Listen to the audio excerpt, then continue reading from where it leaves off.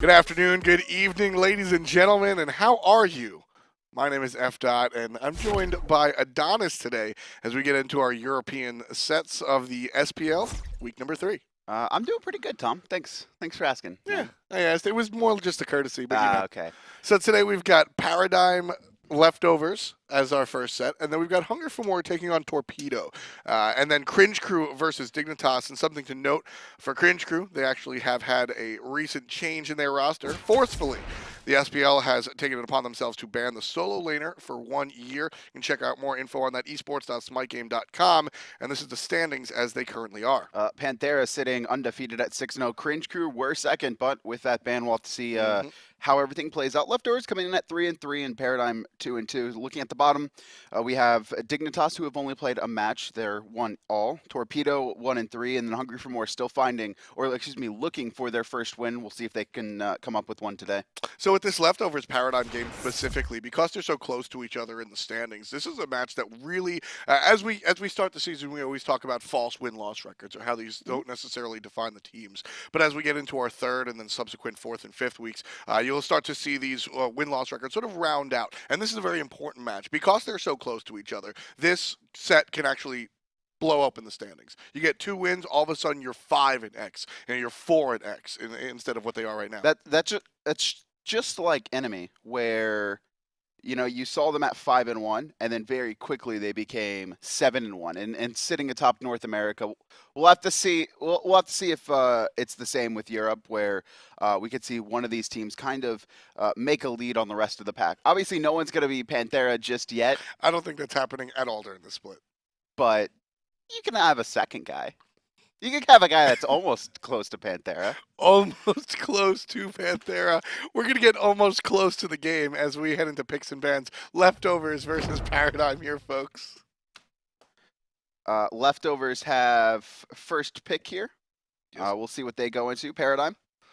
So they're going to be rocking the Chaos side. Sorry about that. We've seen a lot of the same bans, honestly, all over Europe. Nobody really likes to play against Giannis. Nobody really likes to play against Isis. And Odin, of course, the All-Father, the All-Band. Nobody really likes to play against him.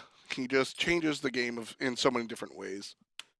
And it will be that Giannis up next, banned by Paradigm. Well, let's see if we see a Chronos ban, which we have kind of seen toyed around with. It's definitely a pick that a lot of European teams like to look at first if they don't ban it. So Leftovers could have that option. Although I feel like Cherryo is better with gods that have snipes. I don't know what it is. Sure. I just feel like Cherryo, like he's been on point with these max range ultimates, and honestly, they're game changing sometimes if you can hit multiple people. So. Yeah, Cherryo definitely gifted in the accuracy regard. Leftovers, pick up Khepri, a god that has, well, not quite 100% pick ban rate, but not anymore. Certainly damn close to it. Yesterday, we saw our first couple games without Khepri. Insane. I mean, I guess the base health hit was a little bit too much for people. A lot easier to kill in lane. Paradigm, they're going to respond to the Khepri with the Hoi. Very standard as far as Paradigm picks are usually concerned. Funball, obviously, I don't know if I want to call him the original Chronos. I knew they would pick Chronos, but I thought it would go over to Funball. See, I still think it could go to Funball, honestly. Could. This is Paradigm. I would not be... Hoi jungle. Right. Hoi support. No, that's Proxy QQ. All right. He'll do whatever he wants. Naja over on the side of the Leftovers, great pick. This is one of Jungler's top-end choices, and we always talk about how, well, we don't, but some people talk about Naja being more dangerous than I think he actually is at the top end. Khepri will save that even more so. I talk about how dangerous he is at the top end. Yeah? It's just, you saw with Derek yesterday. He was, of course, kind of, I don't want to say useless, but he wasn't useful.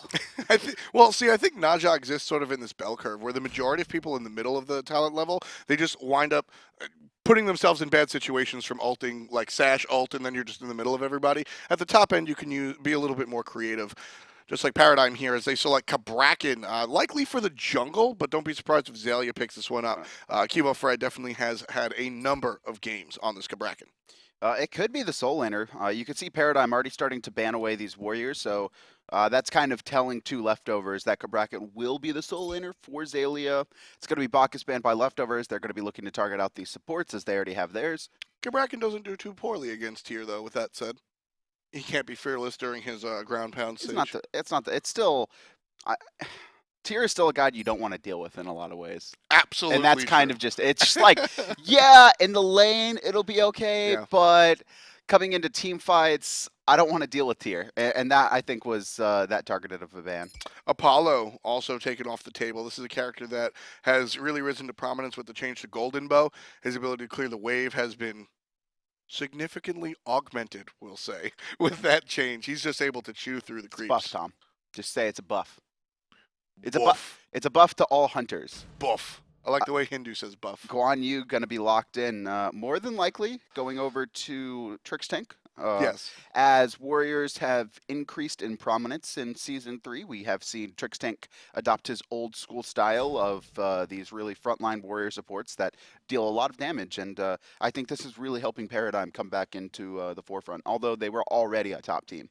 Exactly. The meta is shifting in a way that is favorable for Paradigm. Ram selected next to Bellona for the leftovers, so our likely lineup there will be Isis in the mid, Khepri and Ram duo lane, Naja jungle, and Bellona solo. Very standard stuff coming out from the leftovers, and that's in our 3 weeks of play, something that we've come to expect from these guys. Paradigm looking for their last gun. More than likely going to be a jungle. Thor is still up. We know QvoFred's very good on that. Could provide a lot of options for not only setting up your team, but also protecting them. But it's going to be Batz. I like that as well. Fear No Evil, one of, if not the strongest ultimate coming out of the jungle. When it comes to team fights, absolutely. I love that combination. And I also love the situation that Batz offers in the sense of counter initiation, which Paradigm might be looking at with a couple of players from leftovers. And I was a little bit hesitant to call the lineup, but everything seems to be where it belongs. Xaliea was getting Cabrakan. You know what he did versus Dimmy at Super Regionals? What's as that? Cabrakan versus Bellona? He soloed him at like level 3. Oh, wow. I said that yesterday. I was like, I think it was the Esports Weekly where I said Dimmy had, I don't remember Dimmy ever being soloed. I don't think he's ever been soloed since, Epsilon became a thing in the fall split. And someone called me out that it was actually Xaliea who soloed him in this exact matchup at Super Regionals. I'm going to call you out as well. It wasn't yesterday if it was Esports Weekly. Esports Weekly airs every Wednesday at 5 p.m. on hi-rez TV. Sellout. We're a sellout. That's what we do. We really do. Bellona here. Nika playing it. We'll have to see if he can manage to make it past level 3 before dying. But Nika, this guy's come in, and leftovers as a whole have really, I don't want to say surprised me. Oh, actually, we could see a very early gank. Yeah, Xaliea is going to come around from the backside on this Cabrakan. Does have a stun available. Oh no, has the Tremors available. I don't know about this, Xaliea. The curse is there as well. With the curse of the Tremors, it's almost impossible to escape. A lot of damage coming out of the jungler. Xaliea gets credit for it, and QvoFred gets credit for the other one. Tricky play coming around the backside. 2 kills, one of which is first blood. Paradigm starting things off with a bang. That was actually just leftovers having no idea what to do. Yeah. Because not only did we see Naja run out of the Tremors, but then immediately run towards left-hand side leftovers, though. They're going to get tricky with their own curse. And it's going to be Arkkyl to find the kill, but Funballer returns it, and now it's going to be a one-on-one, but Arkkyl realizes he can't take this fight, and he'll head off into the jungle. Exactly the way I expected this one to go, Adanas. And they're going to fight right here in the jungle. One level up is Funball. Can't find the double bounce on the ricochet. Arkkyl, Funball, basics trading back and forth very low. The jump and the hit. Funball confirms it. 4 kills already for the red squad, and it's only a minute in. Funballer and Arkkyl just rolled some dice, and Funballer won. That was him getting 2 crits in that fight. Now,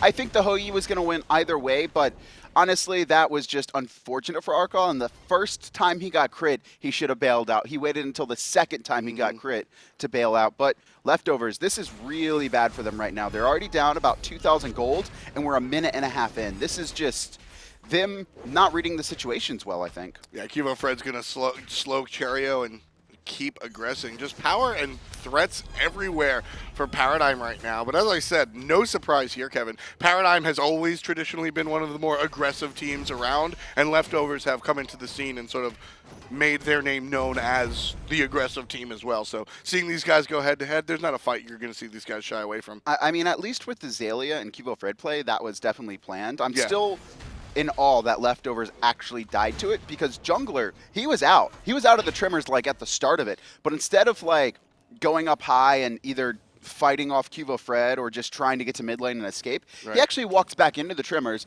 and then walks back into Xalia's body and gets body blocked between the wall and the Cabrakan. That's really what the key of that was the wow, nice shot coming out from Funball. Was the positioning. You had Cabrakan right next to the wall so nobody could go through that channel. And if you wanted to go to this closer to your tower, you have to walk through the Cabrakan tremors. So the idea of walking towards the enemy tower at level 1 isn't very fun. So it's sort of like, well, you're damned if you do, you're damned if you don't. Though. Yeah. You got to make the decision. They couldn't make course. that call. It's going to be a boar stolen away by Paradigm. You can see the rotation coming in from leftovers as it's jungler on this Naja. Not level 5 yet, only level 3. Khepri just off the mark on that pluck, and Paradigm, they'll be able to walk away with that stolen XP and gold. Funball and Trixtank. This lane. I'm gonna kill you, lane. That's what that is. There's no secret. There's never a secret when you play against Paradigm as far as the duo lane is concerned. Funball and Trixtank want to hurt you and hurt your feelings and do it all at once with big numbers and big damage. That's what they're looking for. And right now, Funball's sitting 2 levels above Arkkyl because of it. You can see Funball also topping the damage charts right now, so doing a great job of making sure to keep up the pressure. We saw that nice little ricochet at the edge of Leftover's tower to, take half of Arkyl's health bar away real quick, and I expect that to continue. You can see Xaliea as well has continued the pressure. This is important that not only do you get leads, but also holding them, maintaining them, and extending them. And that's exactly what Paradigm has been looking to do. Not only did we see the boar stolen away, but we saw QvoFred actually jump on top of Isis at level 3 or 4. We saw Xaliea rotate and help steal the blue buff. So Paradigm, they got their lead, but they're pushing it even further. And this is exactly what they have to do. In leftovers, it's going to be very hard for them to hang on. Jungler, still level 4, 4 minutes in. He hasn't been able to get the experience. Yeah, he just hits level 5, as you mentioned, that Caster's Curse live in the flesh. But one of the things that I did like seeing out of leftovers was Cherryo opts to go ahead and share the red buff, give it over to Jungler. What that allows him to do, he understands that all lanes are being pressured. Isis can handle herself in the mid lane, just clear the wave and sit on your tower. By giving the red buff over to Naja the jungler, it allows him to find that early game pressure in the lanes that are getting beaten a little bit harder than Cherryo's lanes.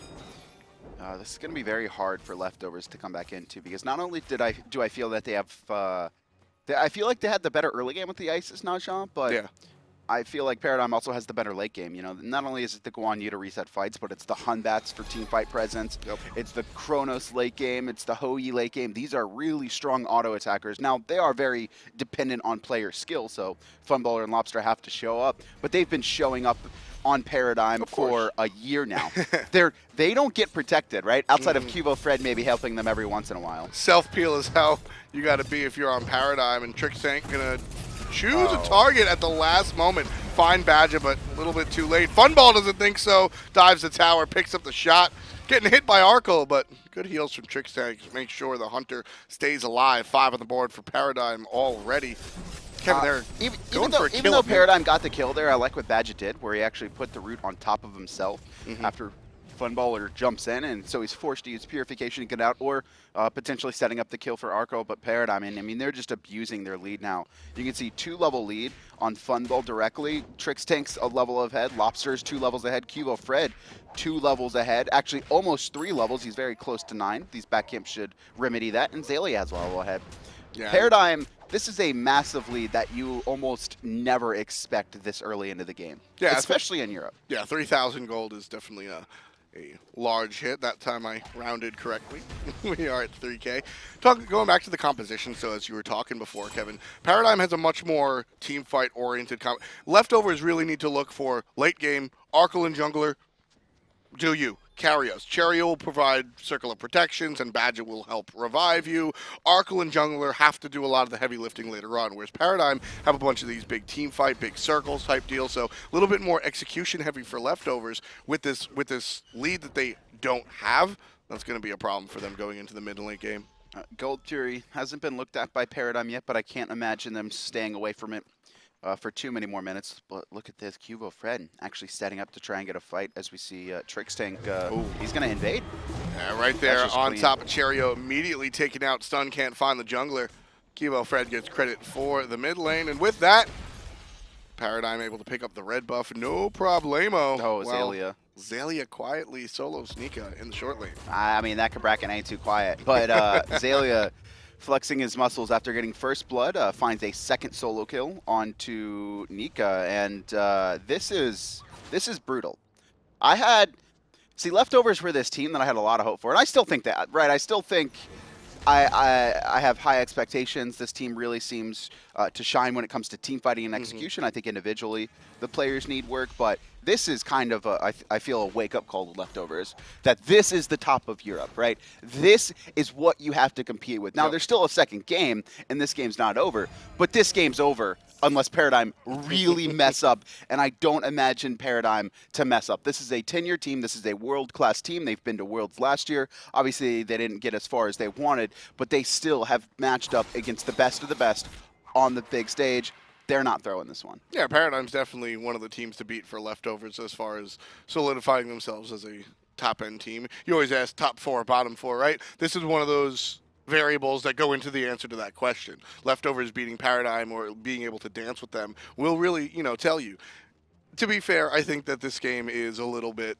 I mean, that was an excellent early game strategy. Yeah, this is Paradigm really well. This is Paradigm's very well executed plan, and Leftovers are in a position where it's going to be very hard to come back into it. Not only do they need to play perfectly, but they need to really rely on Paradigm messing up and not executing the way they need to. Xaliea going to be stealing away the blue buff. Nika, I mean, he's just not having any of it.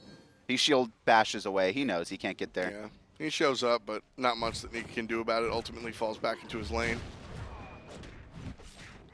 Xalia's waiting. He's just trying to he's waiting for a real long time. Batz is going to go ahead over to the left-hand lane. Ping out on a Hou-Yi. But all in all, I don't think there's going to be a kill opportunity here. Hou-Yi very far back in the lane. So not really a big deal over there. 9 minutes on the clock. 7-1. Read the kills. And we'll have a brief pause as Paradigm leads by 5,000 gold. Huge plays coming out, most notably that early game. Cabrakan, one of the things that's interesting there, you mentioned it. I still can't believe he got that first blood. Well, see, that's part of the Paradigm strategy. Isis, Naja, I think we can talk to all of our fans, obviously have the early game, right? Like, they obviously have the early game over a Batz Cabrakan. And you go into that expecting that, but the play that Xaliea and QvoFred are able to pull off with the Tremors, it turns the tables, and it puts you in a situation where they walked back into the Tremors, man. They were out of the Tremors. Well, they got cursed, and then they walked back in, man. I don't know. That was really brutal. Very well executed by Paradigm. We'll have to see how Leftovers are going to respond to being this far down. This is, I think, this is good for Leftovers, right? Sure. Can we fight back into games? What can we do? What do we need to focus on? Who do we need to shut down? Arkkyl has managed to stay a little relevant. He's only down 600 gold as opposed to the rest of his teammates who are down significantly. Badgah as well. He's actually dead even with Trixtank for now, as Trix has rotated quite often. Yeah, the story is more Funball being ahead, honestly, than Arkkyl being behind. 3 kills and an assist on the Hunter before 10 minutes. That's a good look for your Ram. I mean, it's like a 2K lead on jungle alone. Yeah. Like, jungler has his boots done, and QvoFred has his boots and his Jotun's Wrath. He's literally an item ahead at 10 minutes. That is absurd. Yeah, Naja's having some trouble here, and so is Trix. He's going to get surrounded. This is a big play by Leftovers, but Qvo and Trix able to show up just in time to make sure their support doesn't, or their jungler doesn't take a spill. Jungler has ultimate there, but holds it. Not feeling like he could kill Trixtank fast enough. But honestly, Trixtank, he's not that tanky just yet. He has boots he has boots completed. They're not tank boots, however, and he's only got 1 rank into his Hide of the Urchin, which I imagine he's going into. So Trixtank, while he has meditation and his heal, actually isn't super far ahead when it comes to health, so it can be bursted if they want to go for it. But probably is going to set up for your team to get turned on as well, to be fair. It's real hard right now for Lawbster Leftovers. on this Chronos is very different from what Paradigm usually play. You usually see like a Nuad type character, and Lawbster winds up being the sacrificial lamb a lot of the times. He gets aggressed on by the front line, and the rest of his team go, okay. Paradigm don't know how to peel. That's just say it. Paradigm actually, as a team, a top 2 European team, actually don't know how to peel for their carries. Outside of QvoFred, who doesn't occasionally. Which is why this Chronos pick works out so well for Paradigm, because as you see, Trixtank on the Guan, something we talk a lot about, is how this team relies on self-peel when it comes to their carries. When Lawbster is on a lot of the other mages, he runs into some trouble. But Lawbster's one of the premier Chronoses in the world and can really utilize his stun and his rewind to get himself out of trouble. Because if you're on Paradigm, you got to get yourself out of trouble a lot of the time. Xaliea is a player who likes to backline dive. Yep. Trixtank is a player who likes to backline dive. Yep. And the QvoFred will usually backline dive, but every once in a while he'll throw out a Thor ult defensively, save someone, or a Han Batz ult to save Trixtank's life that we saw. It's like, I feel like QvoFred peels more for Trix and Xaliea than he does for Lawbster and Funball. Trix, on the other hand, will get aggressive whenever he wants. Goes right towards the mid. There's help from Lawbster. That's a big hit, but Jungler gets in the party. It's tickling him. It's tickling That does Lawbster. a lot of damage. Without the Sanctuary, Lawbster would have been definitely down to kill range. But take a look at that diamond. He would have been able to rewind no problem. Instead, saves it. Trixtank going to keep everyone fresh here. Use Conviction to heal up Lawbster. He also has a heal in his kit. Not a lot of people know about that as well. I believe it's the first segment of his passive. Oh, Chronos. Yes. I thought you meant, yeah, Guan Yu has a heal in his kit. Not a lot of people know that. Not a lot of people know that Guan Yu, who's spamming heal in every game. Top pick right now in Smite, has a heal. Did you know that Naja has a ring toss? No way. My mind is blown. Another big hunter duel that we've come to expect. 2 levels on Funball. Arkkyl actually, he has some auto attacks. He has some basic attacks as well. And so this is leftovers. They kind of need to start making some risky plays, and I think Funballer is definitely too late. Never mind. The jig is up. Badgah gonna put ult on himself. It'll get popped, but he's gonna die here, real fast. Jigs is on a North American team called Soar. Did I say jigs? You said the Jigs is up. Leftovers No, fall early. Surrender 13-17 on the clock. It's actually like a phrase. Leftovers gave it up. Why can't you? Paradigm take game one in spectacular fashion. Ridiculous performance happening early on, and they really wound up controlling the map because of it. The huge plays coming out from these guys. Yeah, we actually saw them control every mana, every mid-camp, and every imp. Although the imp's not really the big one there. It's controlling both mana camps on respawn, right? They got the blue buff, and then they stole the blue buff, and they got every single mid-camp, and it was just, it was absurd. And it really all started with First Blood, a beautifully executed play by Paradigm. You know, I am the first one to say it's not over till the fat lady sings, play the game out, blah, blah, blah. The game was won here. Look, the second jungler walks back into it, it's over. The game was won there, honestly. It put the jungler so far behind. Nika wound up being largely irrelevant. Xaliea soloed him, but solo laners, the game didn't get late enough for the solo laners to actually get involved. This is the kill that we missed. Huge burst from Cabrakan. That I feel was just unexpected. I'm pretty sure he's just gonna ult here. Maybe not even. It's just the curse again. This. Oh, he baits the Roman Invicta. Love it. Oh, Love it. Beautiful. Yeah, good plays coming out from there. And again, I think this game was won right there at the beginning with solo and jungle combined. But we did get treated to a couple of hunter duels. Funball definitely on his A game today, playing the Hou-Yi. 4 kills and only 0 deaths. This is going to be First Blood. This is just Badgah taking a little bit too much poke from the archers, and I'm pretty sure Trixtank did as well. And this is Funball with the dice roll, right? Not only does he hit level 3 because he was able to clear the lane, but then he just gets 2 crits, and it's just unfortunate for Arkkyl. He doesn't even find the double bounce, which is, I mean, you don't want to fight Hou-Yi in his. This is Hou-Yi's home turf, the jungle. All these angles, all these geometries to just bing, bang, bang. We watched Zapman hit what looked like an accidental triple bounce yesterday. Man, it was planned. All planned, 100%. Since, you want Zapman to retire, apparently.